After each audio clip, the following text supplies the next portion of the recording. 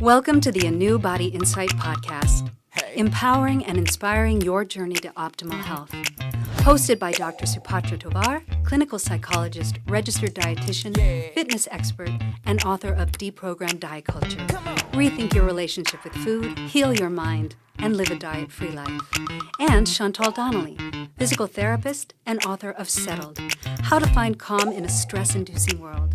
We follow our guests' journey to optimal health, providing you with the keys to unlock your own wellness path. Tune in and evolve with us.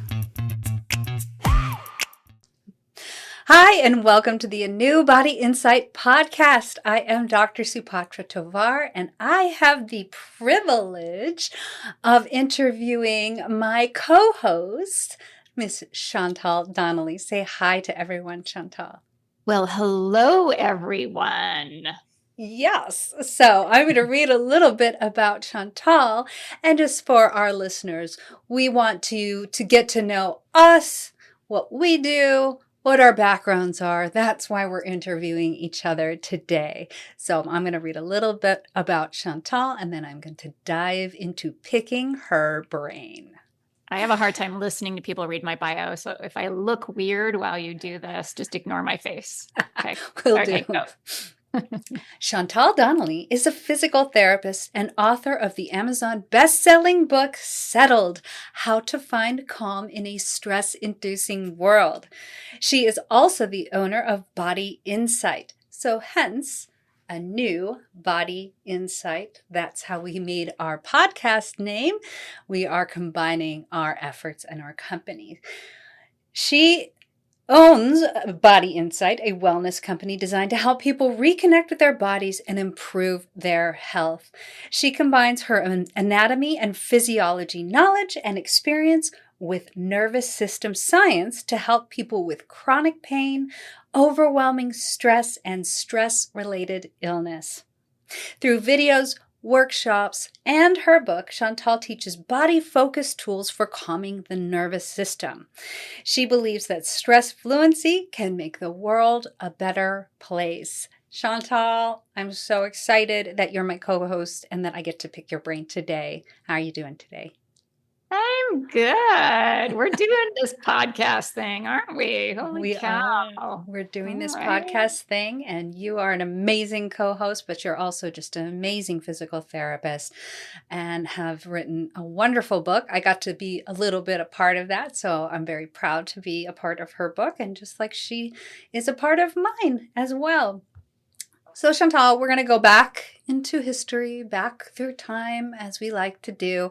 I would like to know why you chose to become a physical therapist. Tell us what inspired you. Oh, yeah, we are going back, aren't we? Yeah. So just like you, I started out as an actress. I was living in LA. I was trying my hand at the acting thing, which basically meant that I was waiting on tables. And I was a terrible waitress and I was kind of miserable. And I started getting jaw pain. And at some point, I saw a doctor who basically said, your jaw pain is related to whatever's going on in your life, your stress, your unhappiness. And as soon as he said it, I broke down crying and I knew he was right. And from that moment on, I was sort of obsessed with this mind-body connection, which at the time was not really talked about. It was a sort of new idea. And I thought, I think I'm going to go and stop acting and go get my degree in psychotherapy. So I wanted to become a therapist, just like you are. I did not know this. You did not know this. I did not know this. Yes. So I went to Occidental College. Actually, I went to a whole lot of community colleges to get into Occidental, and then I got into Oxy, and my undergrad degree is in psychology. Oh my goodness. Yes. And then because I was so interested in this body piece, I got a minor in kinesiology. And so I was mostly focused on following the track of talk therapy and becoming a therapist. And I didn't know exactly if it was going to be MFCC or like you get my PsyD, or I didn't really understand where I was going. I just knew I was getting my undergrad in psych and I would figure it out from there. And so while I was at Occidental, I needed to kind of pay the bills and have some money. So I became a massage therapist, and that was my side gig while I was a student. Is at night I would go and I would give people massages. I had a portable table and I would go to their home, 30-pound portable table, mind you. Um, what I found is that I really enjoyed working on people's bodies. And if somebody had a specific physical injury, I would kind of wake up and be like really excited to work with them versus somebody who just wanted a relaxing massage. And that's when I started to realize that I had this real desire to explore the physical, maybe a little bit more than the cognitive stuff. And so I started working as an aide for a physical therapist. I worked for a chiropractor for a little while. That didn't quite turn out so well. She and I butted heads. And so I ended up at a physical therapy place, and I just kind of fell in love with what they were doing and this idea of giving people education, the exercises and the tools to then be able to be discharged from physical therapy and have their own healing journey versus a system where people are sort of meant to stay on forever and ever and ever and kind of get dependent on the therapist. And that's not what I was seeing in the physical therapy world. And that really appealed to me. And so I applied to physical therapy school from there. And so I got my undergrad at Occidental, as I mentioned, and then I got my master's in physical therapy at Mount St. Mary's College. I love it. I love that it's just born out of just a general desire to help people, and then became more and more narrowly focused as you went along. Why do you think after, being in private practice for so long and doing kind of straight up physical therapy that you shifted from traditional physical therapy and really did a deep dive into stress management, the effect that stress has on the body? Yeah, I mean, it's kind of interesting when you think about the first part of my journey to physical therapy. It's almost like I came back full circle. Like sort of started with the cognitive piece and then ended up kind of coming back around to how is stress affecting my patients' bodies. And what happened is I was practicing, and it was probably like 15, 17 years, somewhere in there into my practice. And I started realizing that my patients were getting better on my table, but they would go to their stressful lives. It didn't matter if it was at work or at home, in relationship, or maybe it was, taking care of elderly parents or whatever their stress was. It would negatively affect their progress in physical therapy. And it kind of felt like what I was doing was just putting a Band-Aid on the situation. And I wasn't really getting to the root of what was causing the inflammation in their body. And that's when I started looking into stress, because I knew it was something that was really affecting my patients, and started realizing how the inflammation was coming from the response to stress, that biological response.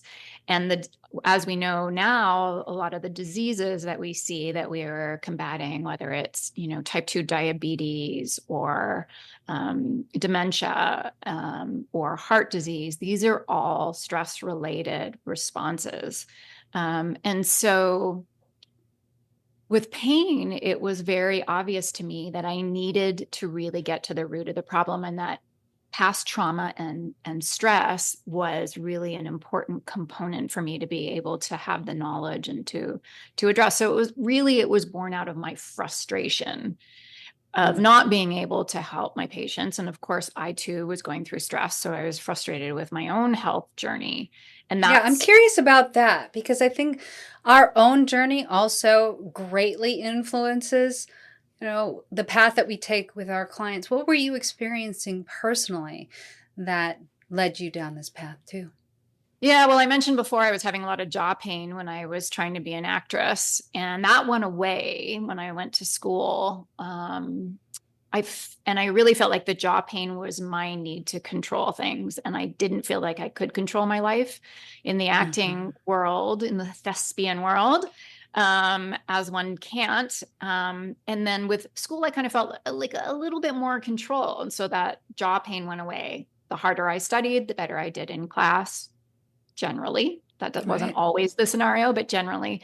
And so I felt like I had some more control. So that pain went away, but I was dealing with my own stress as a physical therapist. I had a young child. I come from a mother who's an immigrant who didn't really teach me how to manage stress. In fact, she taught me how to stress because that was how she got through life as an immigrant woman. Yep. And so I had that as my learning platform. And then I also, just life, financial stuff. I was dealing with a lot of neck pain and still am, but it's better now. But I was dealing with sort of recurrent insomnia and neck pain and moodiness and blowing up at my child and not really knowing how to stay regulated as a mom. And so all of those things are also what guided me, not just my patient's needs, but my own needs to seek help and figure out this stress thing, unpack it, figure out how to manage it better. Right. And you mentioned insomnia, and that's something that I've struggled with, I think with a tremendous amount of stress, especially going through school and all the years of that. And how did you cure your insomnia? Is it cured, or how are you dealing with it now? Well, my insomnia got better and then got worse again. And the reason it got worse again is because I started going through perimenopause. So as I started regulating my nervous system, I found that I did sleep better because I wasn't in survival mode, right? Like if you think about your nervous system being upticked, it's not in a place where it feels that sleep is safe, right? So I learned how to talk to my nervous system. I call it body fluency. I learned how to talk to my nervous system and let it know that I was not in an emergency, right? And that's how we get out of sympathetic nervous system, or fight flight, as we're often calling it. And once I did that, I was able to sleep a lot better. And then along came perimenopause. Yay! Yay! So fun. Yeah. The And then funnest things times. got really crazy. And I thought, all the things that were working for me before, now the rules have changed and they're no longer working. So that was another deep dive. That was more a deep dive into the sleep science than it was into the stress, because I had kind of already figured out the stress piece. But what I added to help me sleep as a perimenopausal and then menopausal woman was, going outside within 30 minutes of waking to get sun on my face, and not direct sun necessarily, but just seeing sunlight. Yes. I started not eating too late at night and not drinking alcohol. And those two things helped my heart rate go down. And then I was able to get back into deeper sleep. Yes. And for me, this isn't appropriate for every woman. So this is just my choice, but I am very sensitive to fluctuations in estrogen to the point where it is detrimental to my mental health. So I got on hormone replacement therapy, and that helped with a myriad of things. My brain fog, it helped with, although half the time you can't tell on this podcast. But no, it did. It helped. I was way worse before. And you are never foggy on our podcast. You never are foggy. always on. And it really helped with the insomnia piece. What was happening during menopause that was different than the insomnia I had before menopause, that I knew it wasn't entirely stress related and more hormonal, was that I'd be going in the early part of sleep, I'd be going into deep sleep and I would be jolted awake. Wow. And that was how I knew that this was a menopause insomnia. And then there's also that 2 o'clock wake up, right? Which is cortisol. That's more stress related. Absolutely. You had mentioned like what you say to yourself when you're stressed. This was kind of before you talked about this part, this insomnia part. I think it's also, yes, we have to figure out what we say to ourselves, but it's also something that we need to do with our bodies. So give me a picture of how you started to manage your stress, not just with what you were saying to yourself, but what you were doing with your body. Well, that's a huge, huge piece. Mm-hmm. So stress fluency is your ability to understand the biological processes of a stress response, but also acknowledge and understand and notice the patterns in yourself and in your loved ones of how they respond to stress. And one of the key things for learning stress fluency and becoming more resilient is having better body fluency. And body fluency is your ability to talk to. So when I was saying I'm talk to myself, my nervous system, I was actually talking to my body more than my brain in that instance. So talking to your body, and people get a little like weirded out, like, well, how does one talk to the body, right? We know that we can talk to our brains. We do it all the time, but can we really talk to our body? Yeah, we can when we change the way we're breathing. Yes. We are then having a conversation with our body, and then our body has that same conversation with the brain, right? And that's that brain body connection. The way that we are touched or touch ourselves, we know that there are alternating bilateral tactile cues that we can give our body to actually dampen what's happening in the amygdala up in the brain, in the fear center of the brain. Yes. So what that is like, for example, if I cross my arms so that my right hand is touching my left shoulder and then left hand touching right shoulder, and I just alternate in little taps. And it can be squeezes. It doesn't have to be taps. Yeah, it can be squeezes or taps or whatever, even sweeping. They call it butterfly technique.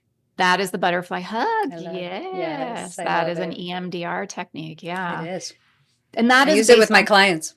I love it. It's such a Me too. it's easy, and that is based on the fact that this alternating bilateral, so both sides of the body touch, for some reason, we're not sure why, but for some reason, it calms the fear centers of the brain. And so that's going to help you rewire and get out of that survival mode. Right. They say it activates the vagus nerve, which then basically turns on the parasympathetic nervous system, the rest and digest, the opposite of the sympathetic, or as I like to call it, the not so sympathetic nervous system.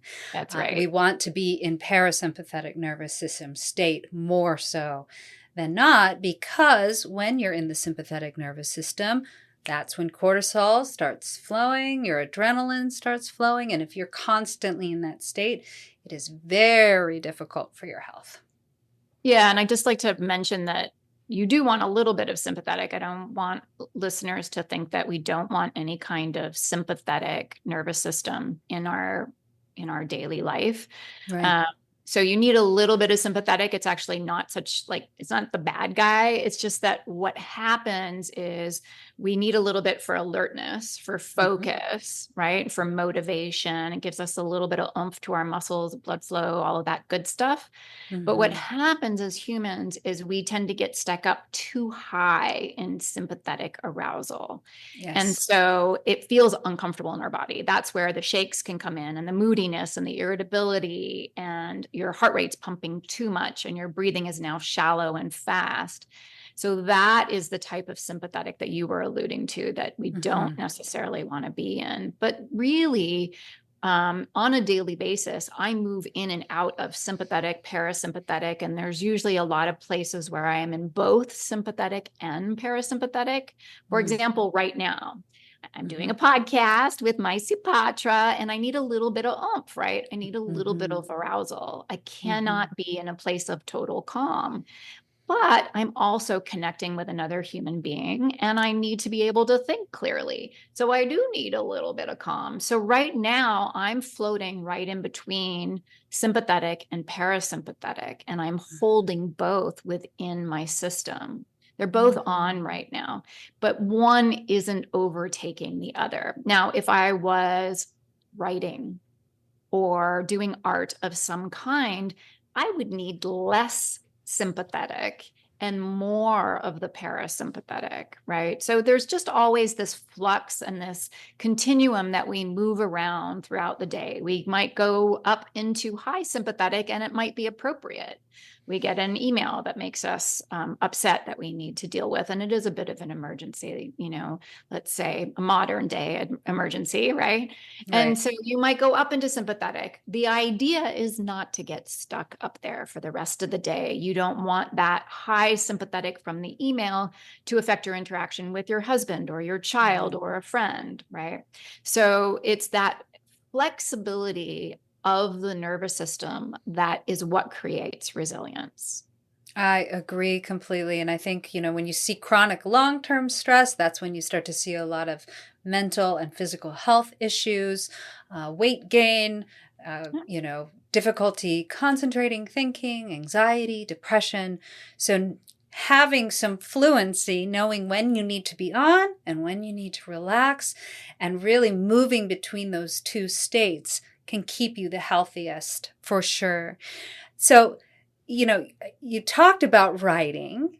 And so I'm very interested in what was your main inspiration to write this wonderful best-selling book? What made you choose that route? I didn't think I was going to write a book. It wasn't on my radar. I had a couple people after I shared the information that I was learning on stress with them tell me that I should write a book. And it was helping my clients, all this information and tools and techniques. And what I was finding is that people in the new age kind of space were talking about these body focused tools Yes. for improving your resilience. But it wasn't in the mainstream. And with my sort of sciencey physical therapy background, I felt like I probably had a good platform for helping people understand why the body techniques were going to help them with their cognitive mindset techniques. Mm-hmm. And so that was kind of why I had a couple of people, all at sort of one period of time tell me I should write a book. And then I had a friend tell me that she was joining a book program where at the end of the year-long program, you would have a book written. And I thought, okay, the universe is aligning and wants me to write a book. So here we go. Yay. Yeah. And so I did. And it was a really fun, the writing of it was really fun, really. Oh. It was frustrating at times, of course, but I learned a lot about myself and I learned a lot about stress, and it unfolded in such a way that I really felt like there were other forces helping me write. And just, I feel like it's really what our planet needs right now is for everybody to kind of really get an understanding of what stress is, what it looks like in your loved ones, and what it looks like in yourself, so we can all stop feeling shame about it and start Mhm. finding better strategies. Yes, I agree. So give us like two of, I think, your most favorite highlights of the book. Just two.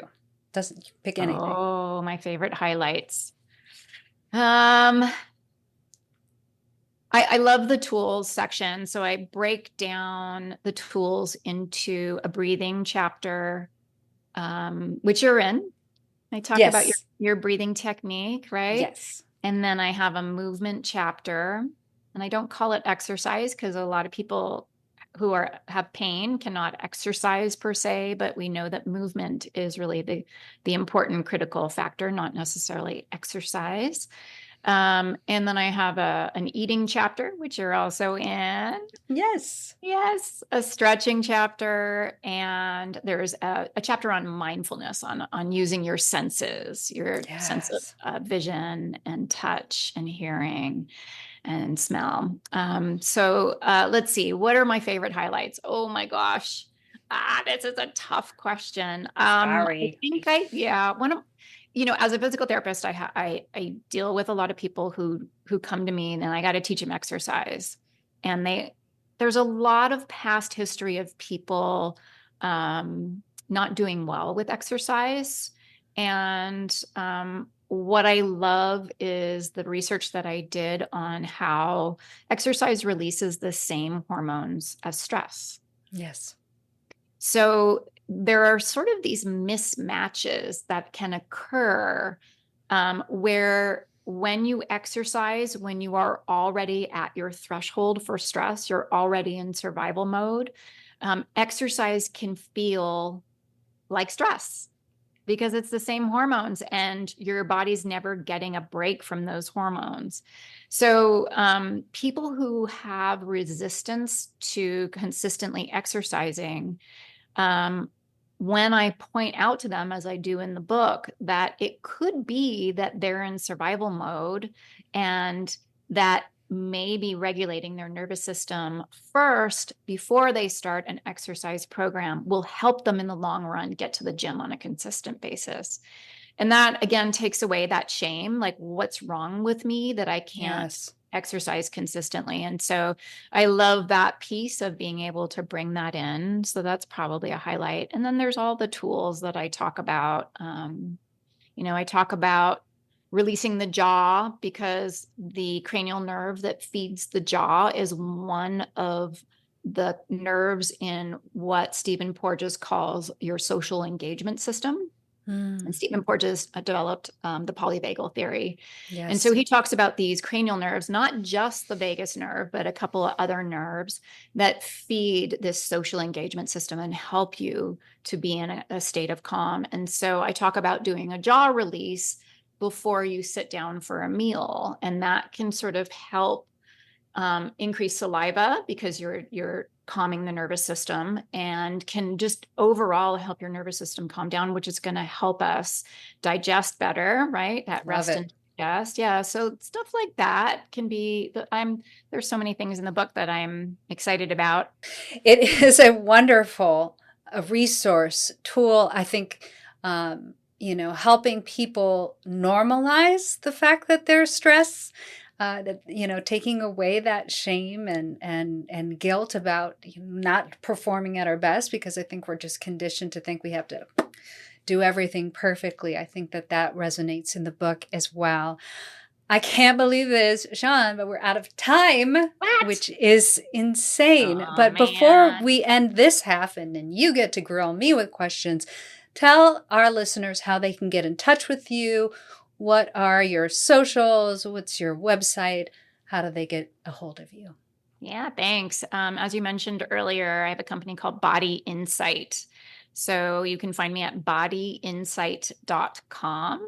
And there you can look at how to work with me. I do one-on-one consultation, and I also have a ton of workshops coming up. I've got one in person in Pasadena in October, and I've got an online one that sort of guides you through my book step by step over 6 sessions. That's coming up in September, I believe, and I do that. I'll be doing some in 2025 as well. And then on Instagram, I'm at Body Insight Inc. And same place on Facebook at Body Insight Inc. And please, any listeners want to reach out to me, I am available via email through my website. I would love to hear from you all. Yay! Well, we are blessed to have you not only as a guest, but as a co-host.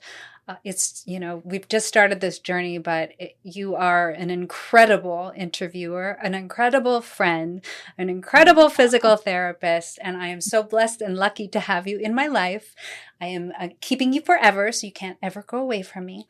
But we are very, very glad to have you on this episode of this podcast. Please stay tuned for the second half, where Chantal gets to grill me. Ooh, thank you so much. Good word. That's a good word, grill. I'm going to grill you. Let's do it. Okay. Yeah. Thank you all for tuning in, and we'll see you next time. Bye, everyone.